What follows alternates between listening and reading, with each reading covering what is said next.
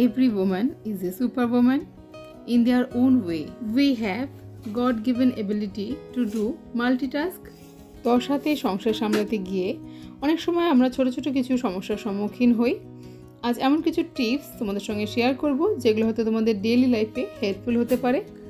মাথার তেলের সংস্পর্শে আসার জন্য মাথার বালিশের যে কভারগুলো হয় সেগুলো কিন্তু অনেক বেশি তাড়াতাড়ি নোংরা হয়ে যায় আর নষ্ট হয়ে যায় তাড়াতাড়ি বেশি কাচার ফলে। তো একটা ছোট হ্যান্ড টাওয়েল যদি তার উপর আমরা দিয়ে রাখি তাহলে কিন্তু এগুলো তুলনামূলকভাবে কম নোংরা হয়। মর্নিং ওয়াক থেকে এসে প্রথমেই আমি বেডটা ক্লিন করে নিই। বেডটা ক্লিন করে নিলে ঘরটা অনেকটা পরিষ্কার দেখায়।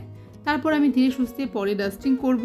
একটা মেসি বেড, একটা অগোছালো ঘর কিন্তু মনের ওপরে একটা নেগেটিভ ইম্প্যাক্ট ছেড়ে যায়। একটা ব্রিটিশ জার্নাল অনুযায়ী যদি সপ্তাহে 20টা মিনিট আমরা ঘর পরিষ্কারের কাজে অতিবাহিত করতে পারি তাহলে তা স্ট্রেস রিডিউস করতে বা মানসিক জটিলতা কমাতে অনেকটা সাহায্য করে।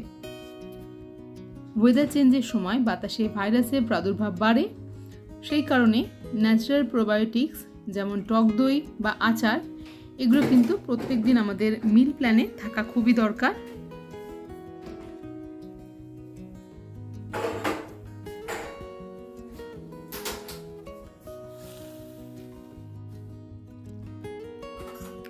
হাই, আমি সুস্মিতাস কর্নারের একটা নতুন এপিসোডে আপনাদের সকলকে স্বাগত জানাই। ভিডিওটা যদি কোনোভাবে হেল্পফুল মনে হয় তাহলে লাইক, কমেন্ট আর সাবস্ক্রাইব করে পাশে থাকতে ভুলবেন না। রাতে স্যালাডের জন্য কাটা পেঁয়াজের খোলাগুলোকে কখনোই কিন্তু আমি ফেলি না। এর মধ্যে সামান্য জল দিয়ে রেখে দিয়েছি সারা রাত ভিজিয়ে। এখন সেটাকে একটা স্প্রে বোতলে ঢেলে নেব।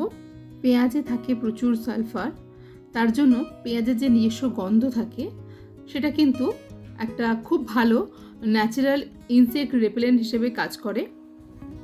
এছাড়া এতে থাকে ক্যালসিয়াম, পটাশিয়াম, আয়রন, যা গাছের বৃদ্ধিতে সাহায্য করে।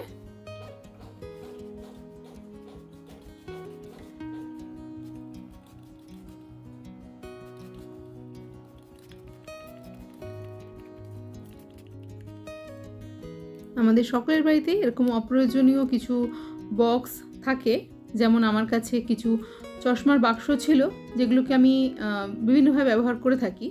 তো আজকে সেগুলো শেয়ার করছি আপনাদের সঙ্গে। এর মধ্যে একটাতে আমি রেখেছি সেলাইয়ের প্রয়োজনীয় জিনিসপত্র, ছুঁচ, সুতো, কাঁচি সবই কিন্তু এর মধ্যে সুন্দরভাবে ধরে যায়। তবে ছুঁচগুলোকে আমি রেখেছি হোমিওপ্যাথি ওষুধের যে কাঁচের শিশি হয় তার মধ্যে।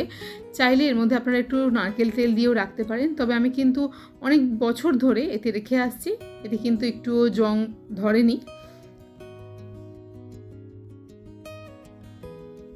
যখন আমরা কোথাও বেড়াতে যাই তখন কিন্তু আমাদের সঙ্গে কিছু ওষুধ ক্যারি করতে হয়, সেগুলো কিন্তু এর মধ্যে সুন্দরভাবে গুছিয়ে নেওয়া যায়।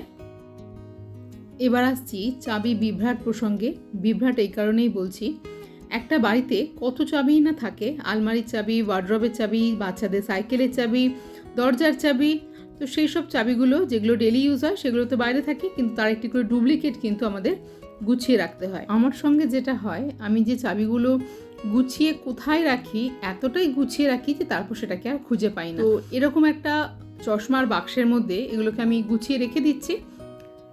আরেকটা সমস্যা আমার সঙ্গে প্রায়ই হয়, সেটা হচ্ছে লাইটার খুঁজে না পাওয়া। রান্না করতে করতে লাইটারটা যে কোথায় রেখে দিই সেটা আমি প্রায় খুঁজে পাই না। তো ভাবলাম লাইটারের একটা ফিক্সড জায়গা থাকা দরকার। 10 টাকার একটা এমসিল নিয়ে নিয়েছি। দেওয়ালে কোনোভাবে ড্রিল না করে এমসিল দিয়ে কিন্তু এই লাইটার হোল্ডারটাকে আমি আটকে নেব।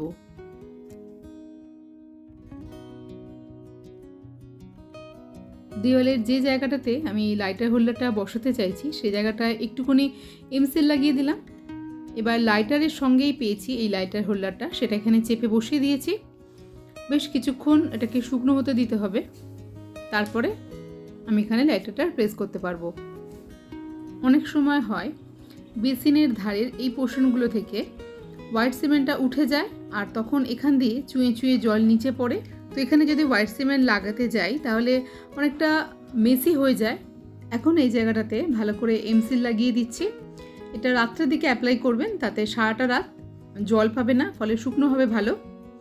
আগেও কিন্তু আমি এভাবে এমসিল লাগিয়েছিলাম, কিন্তু যেহেতু এখানে গরম জল পড়ে সেজন্য উঠে গেছে। যদি গরম জল না পড়ে তাহলে কিন্তু দীর্ঘদিন পর্যন্ত এটা খুব ভালো থাকবে। আঙুল দিয়ে খুব ভালো করে প্রেস করে আমি এটাকে লাগিয়ে দিয়েছি। আর এখন অনেকক্ষণ পর্যন্ত কিন্তু প্রায় 10-12 ঘন্টা এখানে জল লাগানো চলবে না। নেক্সট একটা প্রবলেম হচ্ছে এই চার্জারটা ঠিক এই জায়গা থেকে ফেটে যায়। তো কি করা যায় এখন? তো এখানে আমি অল্প একটুখানি এমসিল লাগিয়ে দেবো। এমসিলটা লাগিয়ে খুব ভালো করে শুকনো করে নিতে হবে। আর এভাবেই কিন্তু এই চার্জারের আয়ু অনেক দিন পর্যন্ত বাড়িয়ে নেওয়া যায়। দেখুন এটা এখন খুব ভালোভাবে শুকনো হয়ে গেছে। আর যেহেতু চার্জে লাগানো হয় সেই জন্য একটু বেঁকে গেছে, বেন্ট হয়ে গেছে একটু, তাতে কোনো অসুবিধা নেই। আলু পেঁয়াজের সঙ্গে এই ধরনের ব্যাগ এখন প্রায়ই আসে, আর অনেকগুলো এই ধরনের ব্যাগ জমা হয়ে গিয়েছিল। তো এটা দিয়ে কিন্তু খুব ভালো একটা স্পঞ্জ বানিয়ে নেওয়া যায়। কিছু বাসন খুবই ডেলিকেট হয়, সেগুলো মাজার জন্য কিন্তু হার্ড স্কচব্রাইট ইউজ করা যায় না। এমনকি আমি ডিশ ওয়াশিং জেলও এখানে ইউজ করি না, শুধু বেকিং সোডা আর ভিনিগার দিয়ে কিন্তু আমি এগুলো পরিষ্কার করে থাকি। তো সেক্ষেত্রে এ ধরনের নরম স্পঞ্জ কিন্তু খুব হেল্পফুল।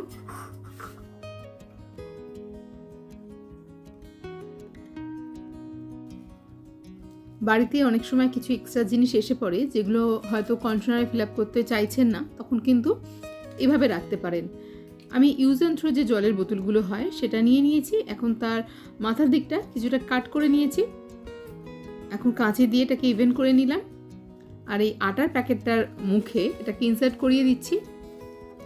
লিকুইড কোনো কিছুর ক্ষেত্রে কিন্তু এই ট্রিকটা অ্যাপ্লাই করা যাবে না। এখন এর মুখে এই ক্যাপটা আটকে দিলাম। ক্যাপটা খুলে প্রয়োজন মতো কিন্তু আটা এখান দিয়ে ঢেলে নেওয়া যায়। আর এটা খুব ভালো কিন্তু টাইট করে লক হয়ে গেছে। এবার বানাবো ডিআইওয়াই সিঙ্ক স্টেনার, যার জন্য আমি নিভিয়ার একটা ঢাকা নিয়ে নিয়েছি।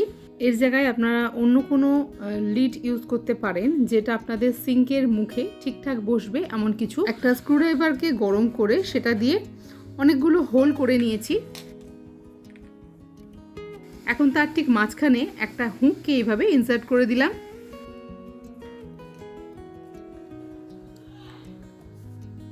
বাসন ধোবার পরে দেখুন কতটা ময়লা এসে এখানে জমা হয়েছে।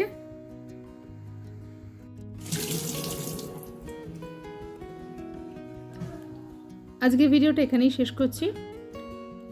আজকের হ্যাকসগুলোর মধ্যে কোনটা আপনাদের সবথেকে বেশি ইউজফুল মনে হয়েছে সেটা কমেন্ট বক্সে জানাতে ভুলবেন না। খুব তাড়াতাড়ি দেখা হচ্ছে একটা নতুন ভিডিও নিয়ে।